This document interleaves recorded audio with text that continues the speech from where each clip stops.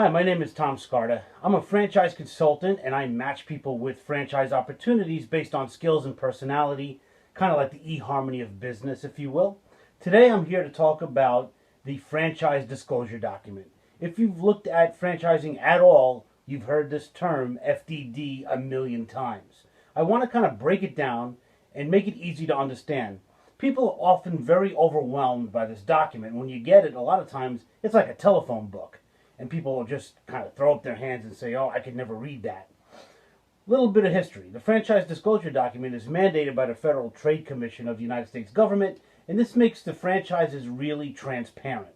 It helps the consumer, being you, someone looking at buying a franchise, really able to understand the background of the franchise, the history, and this is what I want to talk about here today. One thing that you need to know is that when you first start looking at a franchise, there's no need to read the whole entire franchise disclosure document in one sitting. Matter of fact, if you're not buying the franchise, there's no reason to read the whole document anyway. What you need to do is focus on the things that really make sense at first. And there's certain items I'm going to talk about right now that will help you get right down to the kind of the meat and potatoes of what you need to know. Every franchise disclosure document starts out as a template. It's a boilerplate. There's 23 different items in every franchise disclosure, and each item has to talk about certain things. So when you get the document, the first thing you're going to do is open it up, and you're going to try to decipher this giant thing. But what you're going to learn right off the bat is certain things. These 5 items are the most important things to keep in mind and to know about when you're looking at a franchise disclosure document. You know, who am I dealing with? Who are these guys? Why are they starting a franchise? Or why are they franchising at all? What's the cost? Obviously, how much is it going to cost to get into this thing? What's my investment? What do I get? You know, I'm spending a lot of money to buy this franchise. What am I going to get from the franchisor? And what must I do? So once I go into contract or have an agreement with the franchise company, what's my responsibility as the franchisee? And lastly, of course, the first thing most people ask is, how much can I make? What do I make? I'm putting in all this money. I need to know. And we're going to give you all the ways to figure this out. So first, when you open up your document, the things you're going to see are the first 4 items is who you're dealing with, and also the 20th item. So the franchisor, their background, how they got to where they are today, their business experience. Litigation is something really that you should look at right away. Obviously, if there's a lot of litigation, you probably shouldn't go any further with that particular franchise company. And you'll see that any litigation against the franchise company or perpetrated by the franchise company anywhere in the country for the past 10 years will be in this document, which makes everything a lot more clear and transparent for you, the buyer. You'll know if there's any bankruptcy in the history of the franchisor's principals, the presidents, the vice presidents, and those folks. And then item 20 is going to tell you about other background information of the franchises that they might own, or other conglomerates or sub-franchise categories.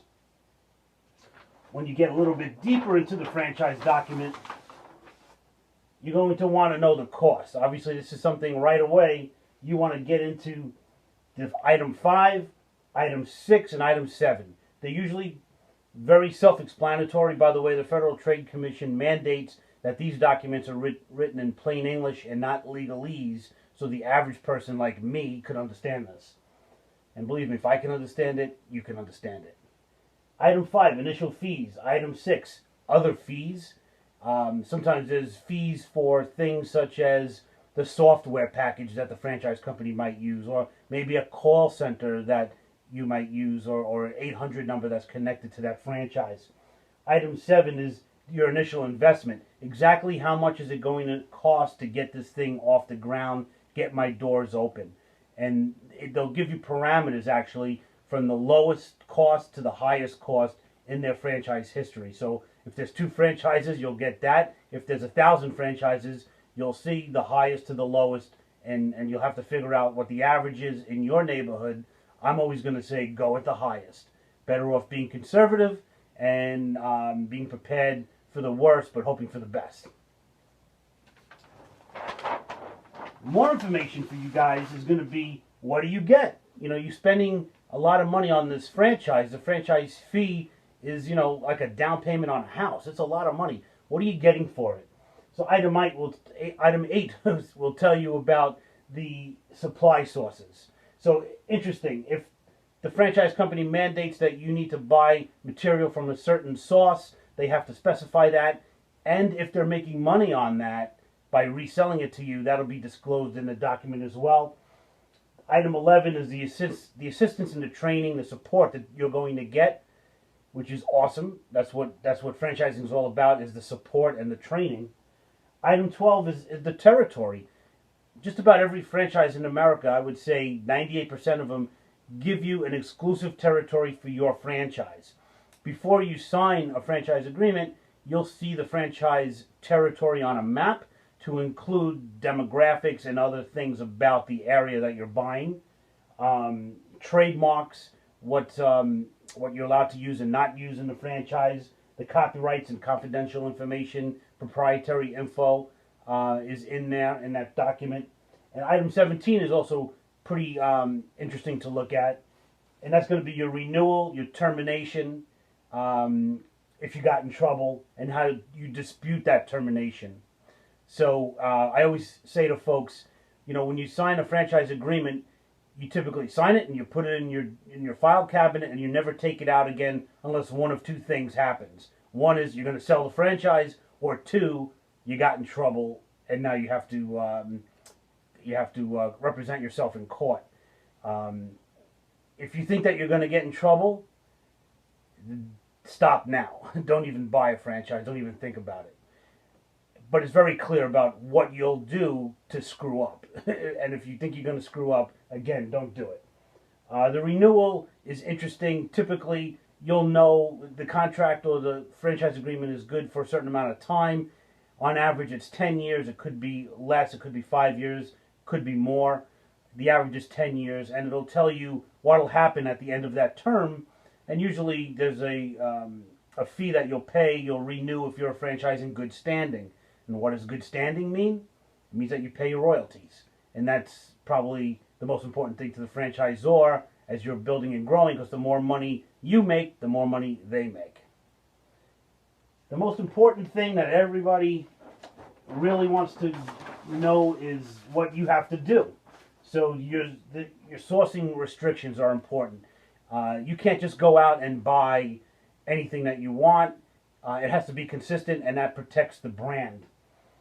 Item 9 is the franchisee obligations. What you are the franchisee, and what's your obligations to keep this thing up and running. It could be minimums for how much you're going to sell every month. There's all sorts of criteria. Every franchise is different, and it's all listed here for your convenience. Item 15 is participation in the business. So a lot of franchises will mandate that you're working that franchise full-time, that you're not going to be semi-absentee or absentee altogether. And also there might be some things in there that will say that you need to be up and running or have your store or enterprise up and running within a certain time frame. So the big question everybody wants to know is, how much can I make? What do I make out of this deal, right? So item 19, you're going to hear that phrase item 19 a million times as you go through this franchise exploration. So this is your financial performance representations. Franchise companies are not mandated to give this information out. Obviously, franchises that like to boast about how much their franchisees make will put it in there. Some franchise companies put in very detailed information. My advice, and you know, I'm not an attorney or an accountant, but my advice is whatever you hear or read in this document, take with a grain of salt and verify it with the franchise owners that are in the field. And, you know, if you spoke with me, I give you the tools to help you figure out exactly how much you can make out of a franchise. The company might give you gross margins, meaning how much is your rent, how much is your labor percentage supposed to be, or your food cost, but there's variables. So they can never tell you what the variable is going to be. You might run your business a lot different than me and me from the guy next door. So they can't really give you details. And also it's to protect you ultimately, so you don't have somebody from a franchise company or somebody like me say, hey, buy this franchise, I guarantee you'll make $1 million.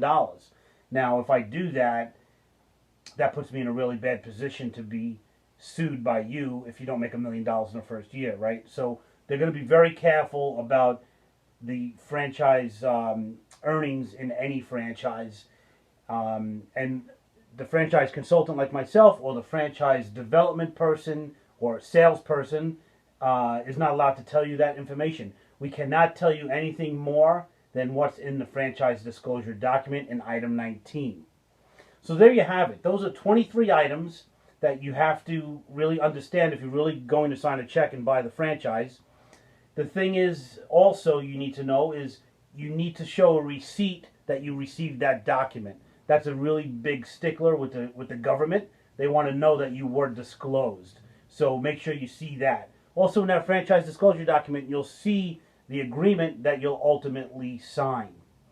In addition to that, the franchise disclosure document will be renewed every year.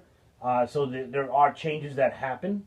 So be aware of when your change, if you're about to buy a franchise, if it's around April-ish, that's usually when the redisclosures happen with the government or the state agencies, and you need to be aware of when that's going to happen, because if it's happening when you're talking to them, they cannot talk to you during that time. So that's just about everything you need to know in a franchise disclosure document. If you need a franchise attorney to help you understand it, that's a great route to go. I do say, though, if you're going to use an attorney, please use a franchise attorney, someone who is really versed in the franchise law. It's very different than regular business law.